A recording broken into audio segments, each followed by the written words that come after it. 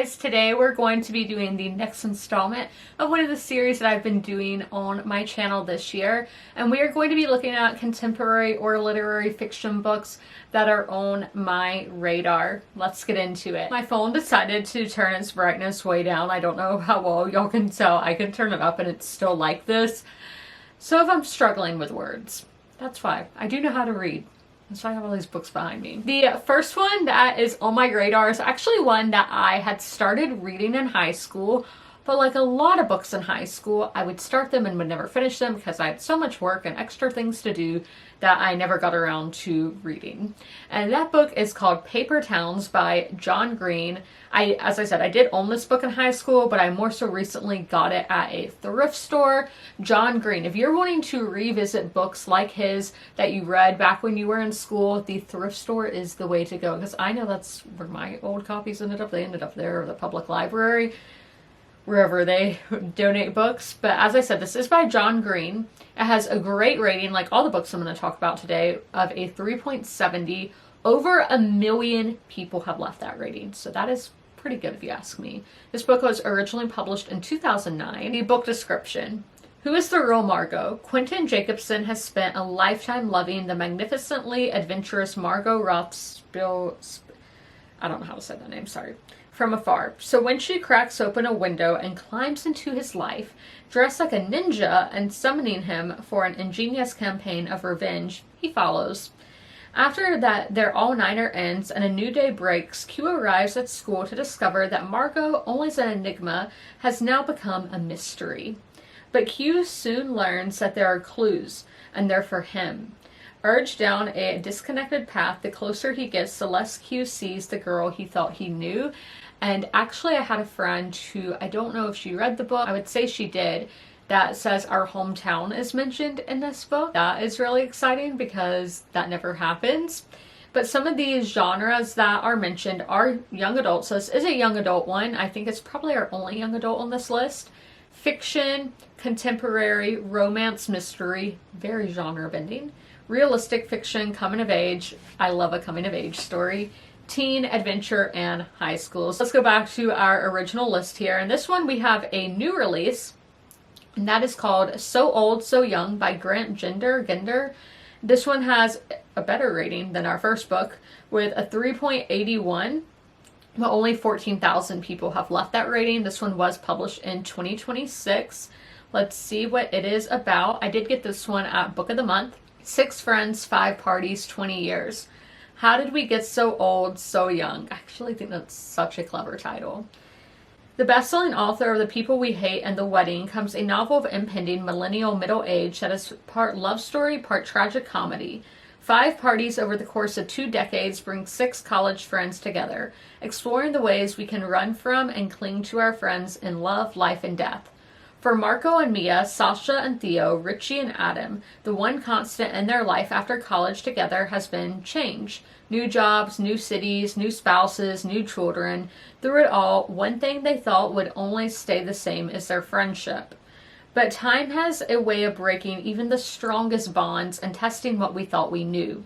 From East Village apartment parties and disastrous destination weddings to 40th birthdays and suburban backyard barbecues, Grant Gender resonant, funny, and deeply moving novel is a story about the growing pains in the millennial generation and a celebration of how love can shift, stumble, and grow into something bigger than we could ever have imagined. And I think this is going to be a story that a lot of people can relate to because those seem like things that most of us are going to go through in life.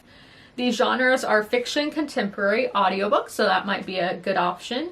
Literary fiction, book club, my book club, if you're listening, maybe we'll read this one next May. Romance, friendship, adult fiction, adult, and LGBT, so we are going to have some representation there as well. Our next one is another newer release that came out last year, but very popular, and one that I would like to get to sometime soon because I know a lot of people who have loved it, and that is The Correspondent by Virginia Evans with, I think, yeah, the highest rating on this list at a 4.49. Fantastic. You can't get much better than that. With over 500,000 people leaving their ratings. As I said, it was published in 2025. Imagine the letters one has sent out into the world. The letters received back in turn are like the pieces of a magnificent puzzle. Isn't there something wonderful in that? To think that a story of one's life is preserved in some way, that this very letter may one day mean something, even if it is a very small thing to someone. Whoa, that will make you think. Filled with knowledge that only comes from a life fully lived, The Correspondent is a gem of a novel about the power of finding solace in literature and connection with people we might never meet in person. It is about the hubris of youth and the wisdom of old age, and the mistakes and acts of kindness that occur during a lifetime. Sybil Van Antwerp has throughout her life used letters to make sense of the world and her place in it. Most mornings around 10:30, Sybil sits down to write letters. To her brother, to her best friend, to the president of the university who will not allow her to audit a class she desperately wants to take, to Joan Didion and Larry McMurtry to tell them what she thinks of their latest books, and to the one person to whom she writes often yet never sends the letter. Ooh. Sybil expects her word to go on as it always has. Her world. A mother, grandmother, wife, divorcee, distinguished lawyer, she has lived a very full life. But when letters from someone in her past force her to examine one of the most painful periods of her life, she realizes that the letters she has been writing over the years needs to be read and that she cannot move forward until she finds it in her heart to offer forgiveness. Sybil Van Antwerp's life of letters might be a very small thing, but she also might be one of the most memorable characters you will ever read. I love a character-driven story. That's what I've realized. The first book we talked about was about teenagers. The second book was about becoming an adult, and this one is at the point of view of an elderly woman. We are getting all different age demographics. That's so awesome. So for genres, fiction, book club, so maybe for the book club next May, but again, I hope I read it before then. Audiobook, I have heard fantastic things about the audiobook, so I'm definitely going to try to do that. Literary fiction, contemporary, family, adult fiction, adult books about books, we love those, and novels. The last book that I have to talk about is Lucky by Marissa Stapley, with another great rating of a 3.58 with 76,000 people leaving their rating. This book was published in 2021 and did have a TV adaptation come out recently with Anya Taylor-Joy, who I do love her. I found this book at Goodwill fairly recently. Let's see what it is about. I think it's going to be very different from the others. A thrilling roller coaster ride about a heist gone terribly wrong, with the plucky protagonist who will win readers' hearts. What if you had the winning ticket that would change your life forever, but you couldn't cash it in? Lucky Armstrong is a tough, talented grifter who has just pulled off $1 million heist with her boyfriend, Carrie. She's ready to start a brand new life with a new identity when things go sideways. Lucky finds herself alone for the first time, navigating the world without the help of either her father or her boyfriend, the two figures from whom she's learned the art of the scam. When she discovers that a lottery ticket she bought on a whim is worth millions, her elation is tempered by one big problem.